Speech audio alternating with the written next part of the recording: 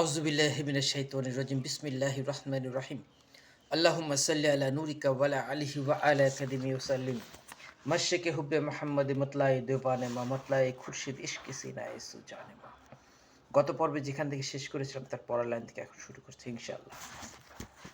কুতুবুল ইরশাদ রাসূলুল উলামা সুফি ফতে আলী ওয়াইসি হুজুর হানাফি কাদরিয়া চিশতিয়া নকশবন্দি মুজাদ্দিদিয়া সাহেব মুরিদগণকে পলকের মধ্যে নবী করিম সাল্লাল্লাহু আলাইহি ওয়াসাল্লামের জিয়ারত লাভ করিয়ে দিতে পারতেন, তাই তাকে রাসূলুন্নামা লকব দেওয়া হয়েছিল।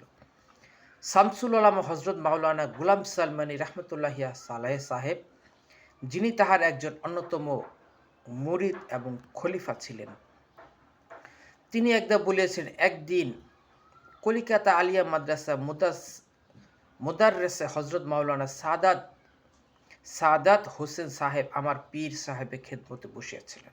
মানে ওয়াইসি হুজুরের খেদমতে মাওলানা সাদাত সাহেব বসিয়াছিলেন। হযরত ওয়াইসি পীর সাহেব একটি হাদিস সম্পর্কে আলোচনা করিতেছিলেন। ইহা শ্রাবণ করিয়া হযরত মাওলানা সাদাত হোসেন সাহেব বলিলেন, হুজুর, এই হাদিসটি রাসূলের পাকে সহিহ হাদিস নহে। এই হাদিসটি হযরত ওয়াইসি পীর হুজুর সাহেব বলিলেন, না মাওলানা সাহেব, ইহা রাসূলের পাকের সহিহ হাদিস। মাওলানা সাহেব তবুও ইহা অস্বীকার করিতেছিলেন। এমত অবস্থায় হঠাৎ তিনি বেহুশ হইয়া গেলেন।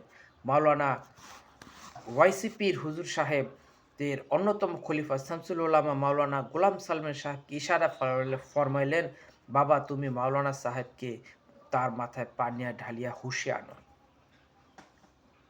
অল্প কিছুক্ষণের পর মাওলানা সাদাত সাহেব হুশে আসিয়া বলিলেন, জি হ্যাঁ হুজুর, এই হাদিসটি রাসূল করিম সাল্লাল্লাহু আলাইহি ওয়াসাল্লামের সত্য এবং সহিহ হাদিস। এটা নবী করিম সাল্লাল্লাহু আলাইহি ওয়াসাল্লাম পবিত্র জবানে আমাকে বলিয়াছেন। অতঃপর মাওলানা সাদাত সাহেব ওয়াইসি হুজুরের সামনে থেকে চলিয়া গেলেন। শামসুল উলামা মাওলানা গোলাম সালমানী সাহেব পীর কেবলাকে বলিলেন যে উনি এই হাদিসটি সহিহ হওয়ার অস্বীকার করিতেছিলেন, এই জন্য আমি তাহার উপর কি কাজ করিলেন যেন এই কাজের পরিপ্রেক্ষিতে মাওলানা সাদাত সাহেব হঠাৎ করে বলে বেহুশ থেকে হুশে এসে বললেন, হ্যাঁ, এই হাদিসটা সহিহ।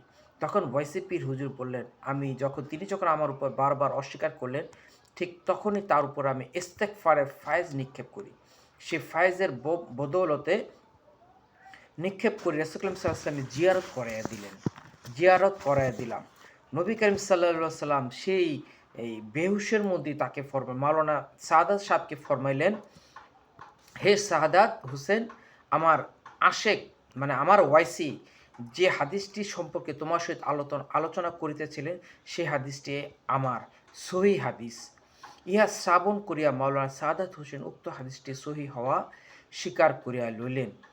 হযরত ওয়াইসি পীর কেবলা সাহেবের খলিফা হযরত মাওলানা শাহ সুফি একরামুল হক মুর্শিদাবাদী সাহেব বর্ণনা করিতেছেন যে একসময় পাঞ্জাবের নকশবন্দিয়া মুজাদ্দিদিয়া তরিকার গদিনশীল পীর কলকাতা করেয়া রোডস্থ আহমদ কসাইয়ের মসজিদে হযরত ওয়াইসি পীর কেবলা সাহেব তাহাকে কলিকাতা আগমনের কারণ জিজ্ঞেস করা তদুত্তরে তিনি বলিলেন, আমি আমার দুই শিষ্যর মুখে আপনার একটি আশ্চর্য কথা শ্রবণ করিয়া কয়েক বছর হইতে আপনার সহিত মোলাকাত করিবার জন্য আকুল আশা হৃদয়ে পোষণ করিতেছিলাম, কিন্তু দারিদ্রতার জন্য আমার মনোবাসনা পূর্ণ হইতে একটু বিলম্বিত হইল। এই বিষয়টা আমি আপনাকে একটু খুলে বলি। তৎকালীন সময়ে ওয়াইসি হুজুর যখন ছিলেন, তৎকালীন সময়ে নকশবন্দিয়া পাঞ্জাব প্রদেশের নকশবন্দিয়া মুজাদ্দিদিয়া তরিকার একজন গদিনশীল পীর ছিল। তিনি কলকাতা করা রোডস্থ আহমেদ কসের মসজিদে ওয়াইসি হুজুর যখন ওই মসজিদে ছিলেন, ওই মসজিদের তা আগমন করলেন এবং তিনি বলিলেন, আমার দুজন শিষ্য আছে, তাদের মুখ থেকে আপনার সম্পর্কিত আশ্চর্যজনক কিছু কথা শুনেছি। আমি কথা শোনার পরে আমি আপনার সাথে দেখা করার জন্য আমি মনস্থ ধীর করি, এবং কিন্তু বহু বছর যাবৎ আমার অর্থের অভাবের কারণে আমি আপনার সাথে দেখা করিতে পারি নাই, কিন্তু দারিদ্রতা যখনই আমাকে কিছুটা হ্রাস করলো, তখন আমি আপনার সাথে দেখা করার জন্য ইচ্ছে পোষণ করলাম এবং আমি আপনার খেদমতে হাজির হইলাম।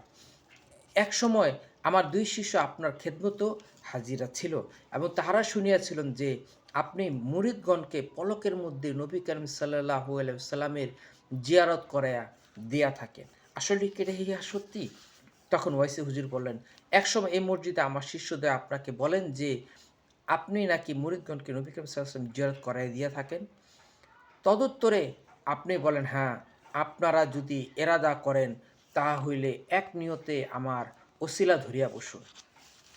তখন ওই যে আমার যে ২ জন শিষ্য ছিল, সেই শিষ্য ২ জন আপনাকে জিজ্ঞেস করেছিল যে, "আপনি নাকি রাসূল কারীম সাল্লাল্লাহু আলাইহি ওয়াসাল্লামকে জিয়ারত করেন?" তখন তারা বলেছিল, "হ্যাঁ।" ওয়াইস হুজুর বলেছেন, "হ্যাঁ, আমি জিয়ারত করাই দিতে পারি, যদি কিনা আপনারা আমার উসিলা ধরুন এবং ধরিয়া বসুন।" হযরত ওয়াইসি পীর কেবলা সাহেবের আদেশ অনুযায়ী তাহারা উভয়ে বসিলেন।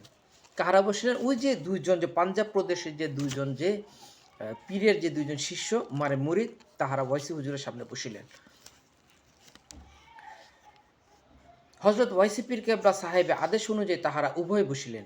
অল্পক্ষণ পরে হুজুর পীর কেবলা তাহাদিগকে জিজ্ঞেস করেন যে, আপনারা কি নবী করিম সাল্লাল্লাহু আলাইহি ওয়াসাল্লাম জিয়ারা লাভ করিতে পারিতেছেন? তাহারা বলিলেন, না। তখন হুজুর ওয়াইসি হুজুর পীর কেবলা বলিয়াছিলেন, কি কঠিন হৃদয়! ইহা বলা মতো তাহারা হযরত নবী করিম সাল্লাল্লাহু আলাইহি ওয়াসাল্লাম জিয়ারত লাভ করিলেন।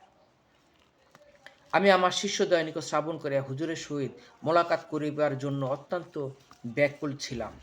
আল্লাহ পাক অসীম অনুগ্রহে আজ আমার অনেক দিনের আশা পূর্ণ হইয়াছে। অতএব এখনই আমাকে বায়াত করুন। সেই পীর, পাঞ্জাবের পীর, চিশতিয়া তরিকার, মুজাদ্দেদিয়া তরিকার গদিনশীল পীর, তিনি ওয়াইসি হুজুরের কাছে এসে ওই মুরিদের কথা শুনে তিনি নিজে বায়াত হয়ে নিলেন। সুবহানাল্লাহি ওয়া বিহামদিহি সুবহানাল্লাহিল আযীম।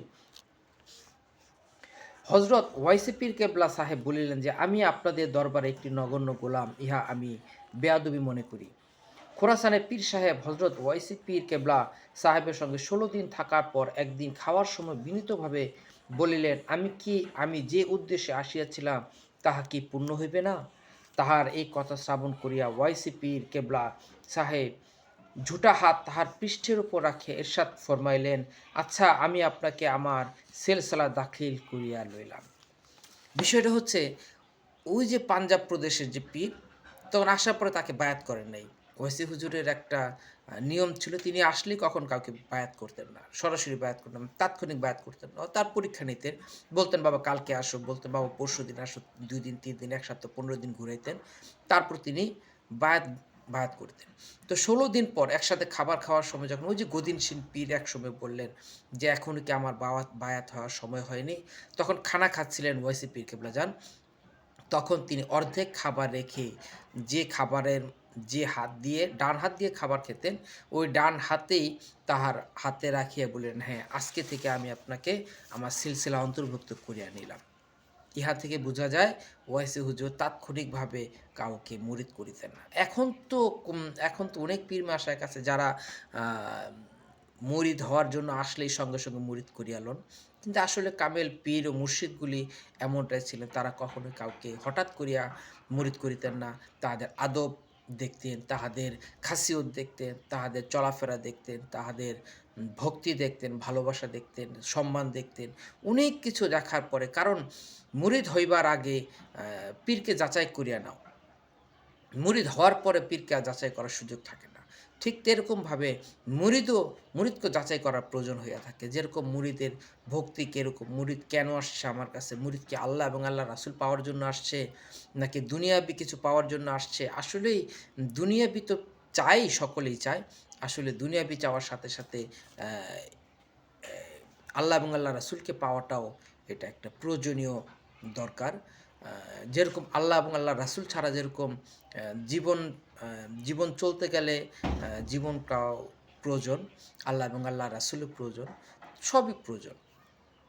খাজা মাইনুদ্দিন চিশতি হুজুর মাঝে, মাঝে বলতেন যে, এক মুরিদ এসে জিজ্ঞেস করছে যে, "হুজুর, পৃথিবীর মধ্যে সবচাইতে চালাক ব্যক্তি কে?"